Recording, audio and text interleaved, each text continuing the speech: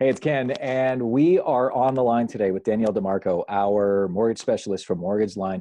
There's been a whole lot of talk about the housing market and how COVID-19 has affected it. There was an announcement from the government today, but we're going to talk to you about a whole bunch of stuff because we need some clarification here, okay? I really Absolutely. appreciate you coming on, by the way.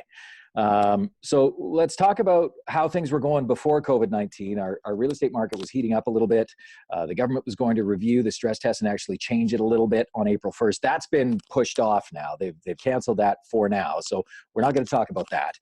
Then we ran into two rate cuts. We had two big overnight lending rate cuts within a week of each other. And there's been a ton of questions about how that affects people's mortgages and what should they be doing. So we are going to talk to you about that. But the biggest thing today was the announcement by the major banks at the federal government that they've released a stimulus package, which essentially is going to defer mortgage payments for a lot of people for the time being, which is massive, seeing as nobody's at work right now. So we've got you on the line here because you are the mortgage specialist. We're not. We know how to buy and sell houses, but we rely on you for the money side of things. So tell us what you know and what you've heard so far about this stimulus package and how mortgages are going to be deferred. Yeah, for sure. So far, we don't have all of the details. The three insurers, CMHC, Genworth, Canada Guarantee, they've come out with some information. The banks are slowly trickling out their information in response to that.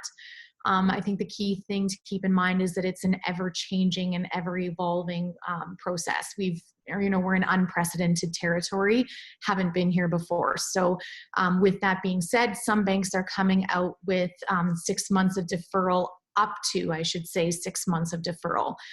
You have to contact the banks and the lenders directly. So they are asking you to call them. Some of the financial institutions, some of the trust companies have actually come out with email addresses specific to, requesting deferred payments. I'm hoping more lean towards that right now. Obviously, it's like anything else. There's an abundance of calls coming in. So people need to be patient. Some people have been on hold for a few hours. So the biggest thing is if you are in financial hardship, you do need to contact the financial institution directly. We don't have, again, all of the details. Does that mean you have to provide a record of employment to show you've been laid off? Does it mean, if you can't work at your physical place of employment and you can't work from home, but you're forced to be at home because of childcare? Those things we don't know. The banks and the trust companies have said they will be reviewing things on a case-by-case basis.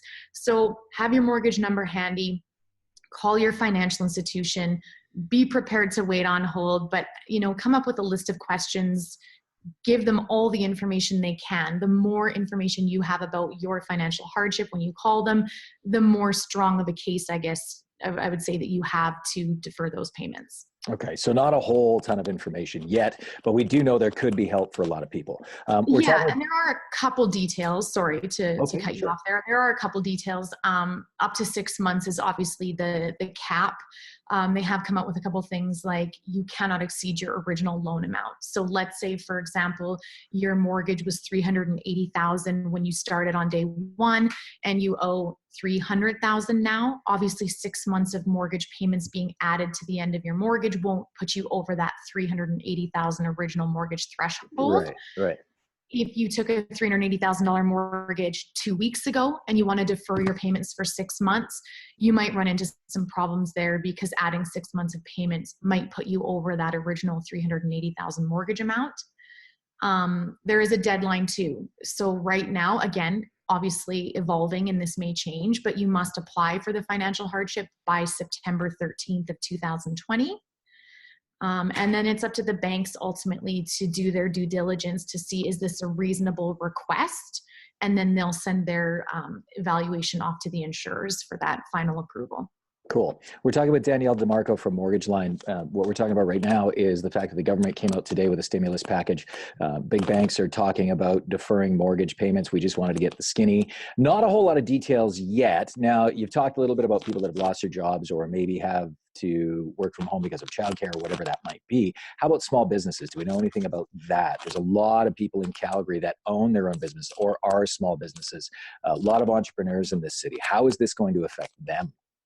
Yeah, so no details, again, in particular about self-employed versus T4 and the deferred of 6 months.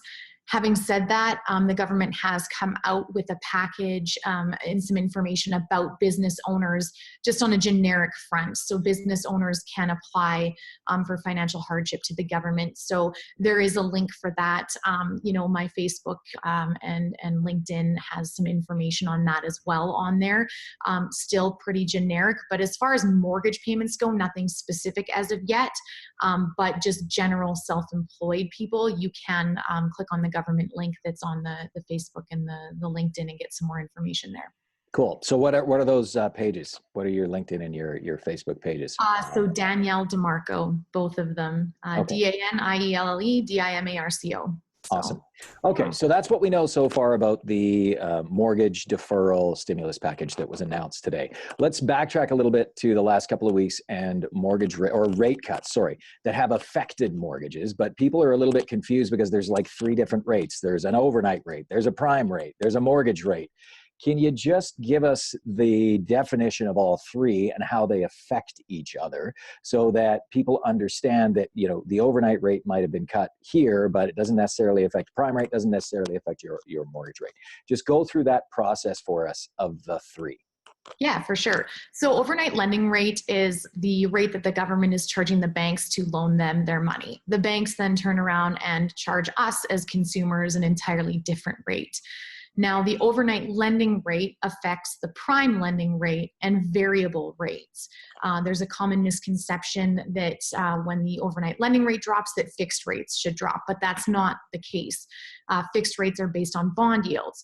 So to give you an example, a couple weeks ago when that first rate drop came through, the overnight lending rate came down by 0.5 point and fixed rates also came down. The reason for that is because the overnight lending rate came down, which affects the variable and the prime rate, but the bond yields also came down. So that's why we saw the fixed rates come down. So they both coincidentally happened at the same time. Now, this past week on Friday, for example, we saw fixed rates go up despite the fact that the Bank of Canada reduced the overnight lending rate again.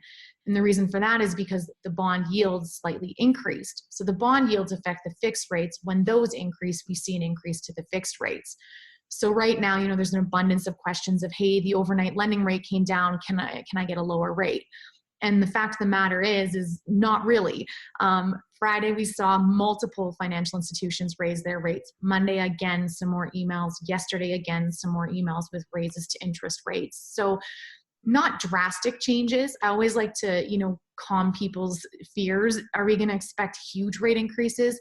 No, but we're back to the rates we were prior to 2 weeks ago when we had that first rate drop. So nothing super crazy, but yeah, right now you just need to be patient, ride it out, trust your mortgage broker. We are watching rates and monitoring rates and lowering them for you at every chance we can get. But just because the overnight lending rate comes down, that doesn't mean your fixed rate's going to change. Okay. If you're in a variable rate, different story. Prime lending rate is coming down.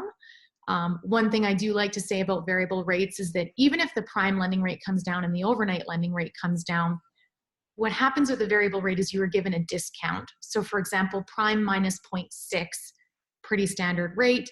You take your prime, you subtract 0.6 off, you get a rate.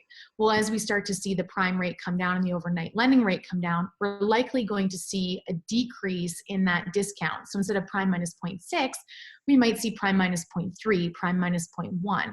The reason for that is because the banks can only go for so long not making their margins that they have set out for them, right? So as the prime rate comes down, we might start to see that discount lessen. Yeah, banks like making money and their stockholders like it when banks make money. So they're going to do that. We're talking with Danielle DeMarco from Mortgage Line. We're getting the skinny on what happened today with the stimulus package announced by the feds. Mortgage deferrals, don't have a lot of information on that yet, but you've got some information on your website, as well as, your information is to call your bank and figure out how they want it done. We're also talking about how rates have been affected over the past couple of weeks. We've got all that information that we're going to post on our blog this afternoon on krgroup.ca. I'm sure you have all that information too, because you sent me an article on it. I'm sure you've got all that information too on your website and LinkedIn and Facebook as well, correct? Yep, check on social media. I'm kind of posting multiple times a day right now with updates as things progress. Cool. How's your business doing, by the way? Because, ours hit the brakes last week. It just seems like everything kind of stopped as everybody was trying to figure out what's going to become the new normal. I'd say today, it appears that people are kind of getting used to self-isolation and, all these precautions. And today seems to be a little bit more normal compared to the last week. How about you? Yeah, I think we're going to see, different groups of people reacting different ways. Some people are going to, put the brakes on, whereas other people are maybe going to take advantage of the low rates in the market the way it is. So we're still busy. I always like to point out to people, you never want to be opportunistic in a time like this, and it's not being opportunistic, but if you are thinking that in a few months your job might be in jeopardy, now really is the time to call and either renegotiate your mortgage, or if you have equity in the property, that's your money. We can access that money, pull it out. You can put it in a savings account for that rainy day just in case. So we are encouraging people to kind of evaluate now before you do lose your job and then it's too late to do anything with your mortgage. So we're seeing a lot of phone calls and a lot of movement around that, just for people getting prepared. Got it. Got it. And we just don't know how this is going to come out on the other side. We could see more stimulus come, and all of this is hypothetical. We could see more stimulus come on the other side of this to inject more life into an economy that's going to be battered at the end of this. I mean, you shut a whole country down, and let alone the globe, and there's going to be fallout from that. So, there could be a big rebound on the other side of this in housing. The market was picking up, compared to what it's been over the past few years in the first couple of months of this year. Read a stat today that overall in the entire nation, the first part of this year, home sales were up 40% over last year before the COVID-19 pandemic was announced, and everything kind of came to a grinding halt about 10, 14 days ago. So we just don't know how this is going to turn out on the other side. We're all just kind of speculating and guessing right now. For sure. And human behavior is one of those things that's really tough to predict, right? Yeah. Uncharted territory. You don't exactly know how people are going to react. Right. Are we going to see house prices increase because there's less supply and more demand? Are we going to see house prices decrease? We don't know. Are we going to see rates go up or down? We're anticipating them to stay pretty stable at this point. But again, nobody has a crystal ball, right? So. No, and the approach to this has just been, we are going to deal with the pandemic, and we're going to do whatever it takes to deal with that. We'll worry about the rest later. So we're just going to have to wait to find out what the rest later looks like. Exactly. Awesome. Danielle, thanks so much for coming on with us today. I'm sure we're going to have a ton more questions for you, so we'll have you on a bunch more this week, I'm sure. I do have to say, you're much better dressed than I am when you're working from home. You're not wearing the ball cap and the corduroy shirt like I am working from home. You know what? I am part of a mentoring group in a business network, and they were like, dress how you would normally when you're working from home. So I'm trying to take it to heart, and we'll go from there. That hurts. That hurts. What do you say? I'm not professional. Ken. You're always in business mode. You're good. Exactly. All right. Just because I dress this way doesn't mean I'm not good at my job. Exactly. Awesome. Okay, Danielle, have a great afternoon, and we will chat with you soon. You as well. Thanks, Ken.